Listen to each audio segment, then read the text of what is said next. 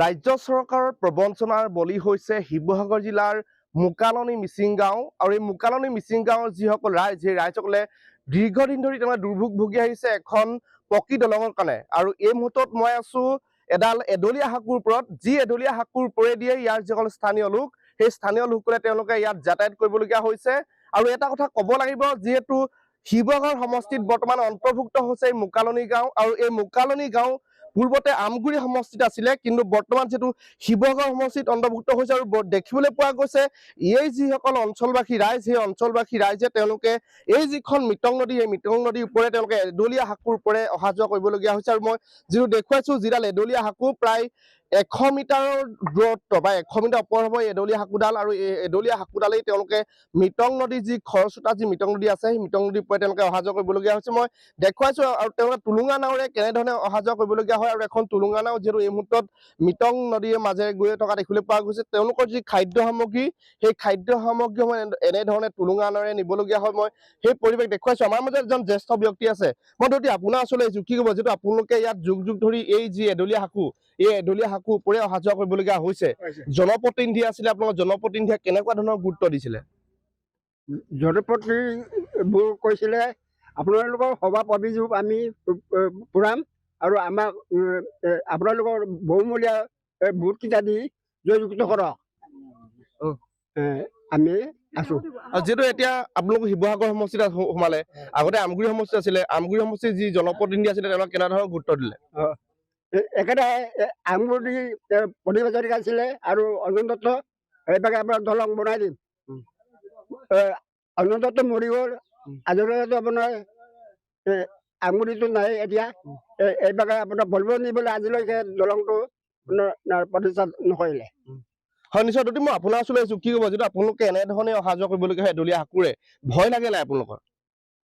আমি এনেকুৱা ভয় লাগো।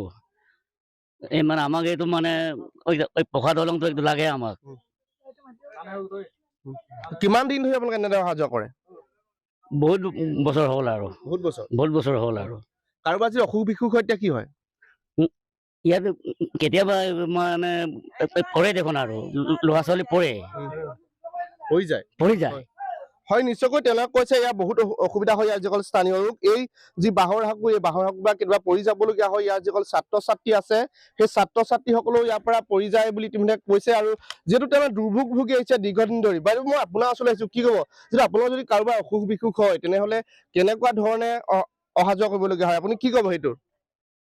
এনেকুৱা যেনে তেনে আমি অহা যোৱা কৰো। যেনে এইটো যদি পাৰ কৰিব নোৱাৰি নাওৰে অহা যোৱা কৰো। কালি পৰহি দিনা মোৰ ল'ৰাটো পৰিয়ে গ'ল, মানে দলং পৰা পৰিছে। বেগে চেগে চপা আৰু আঁতৰিব জনাৰ কাৰণে বাচিলে। কিমান বয়সৰ? 8লৈ পাইছে। মিটং নদীৰ মাজত? এই মাজত আকৌ এই মাজত পৰিলে। কালি স্কুল যোৱাই নাই, আজি পৰীক্ষা বুলিয়ে গ'ল। ইমান অসুবিধাত আমাৰ ল'ৰা ছোৱালী পঢ়াইছো, ইমান অসুবিধাত আমি চলি আছো।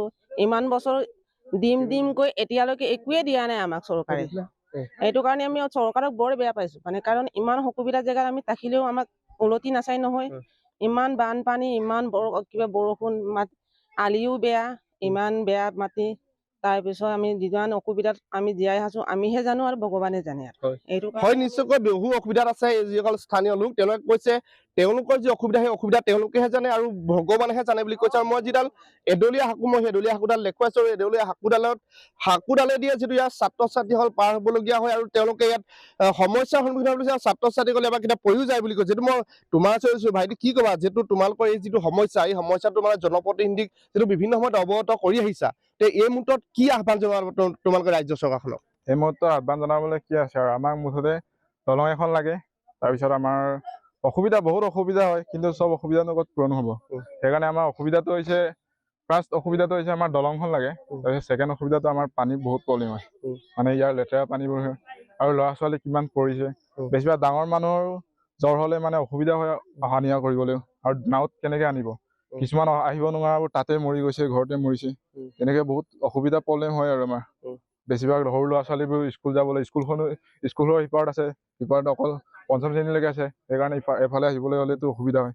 যিটো বৰ্তমান শিৱসাগৰ সমষ্টিৰ বিধায়ক অখিল গগৈ, তোমালোকৰ এৰিয়াটো অখিল গগৈ পৰিছে বিধায়ক হিচাপে, গতিকে তেওঁক কি আহ্বান জনাবা? অখিল গগৈ কি আহ্বান জনাবা? অখিল গগৈ ছাৰে আমাৰ ইয়ালৈ আহিছিলে, ইলেকশ্যনৰ আগত আহি পিনি আমাৰ ইয়াৰ প্ৰব্লেমবোৰ সুধিলে, প্ৰব্লেমবোৰ সুধি পিনি প্ৰব্লেমবোৰ ক'লো, কৈ পিনি তাৰপিছত আকৌ উকিল গৈ ছাৰে ইয়াত মানে প্ৰব্লেমবোৰ সমাপ্ত কৰিম কৈছিলে, কিন্তু এতিয়া ইলেকশ্যনৰ আগত দেখা দিছিলে দুবাৰমান, এতিয়া দেখা নিদিয়ে আৰু এতিয়া অহা নাই। এতিয়া অহা নাই। হয়, নিশ্চয়কৈ অখিল গগৈৰ ওপৰতো তেওঁলোকৰ যিটো ক্ষোভ আছে বুলি ইতিমধ্যে জনাইছে। নিৰ্বাচনৰ পূৰ্বে অখিল গগৈ আহিছিলে, কিন্তু বৰ্তমানলৈকে অখিল গগৈ অহা নাই বুলি কৈছে। আৰু মই দেখুৱাইছো এজন ব্যক্তি আহিছে, এই যিডাল বাঁহৰ আখু, সেই বাঁহৰ আখুটোলে এজন ব্যক্তি আহিছে, আৰু মই দেখুৱাইছো এই মুহূৰ্তত কেনেধৰণে তেওঁলোকে আহিবলগীয়া অৱস্থা হয়। আৰু এই মুহূৰ্তত যিহেতু ক'ব লাগিব, শিৱসাগৰ জিলাৰ যি মোকালনী মিচিং গাঁও, সেই মোকালনী মিচিং গাঁৱৰ যি দুৰ্দশাগ্ৰস্ত জীৱন, সেই দুৰ্দশা জীৱনৰ যি যাতায়াত ব্যৱস্থা, সেই যাতায়াত ব্যৱস্থা আমি এইবিলাক দেখুৱাইছো।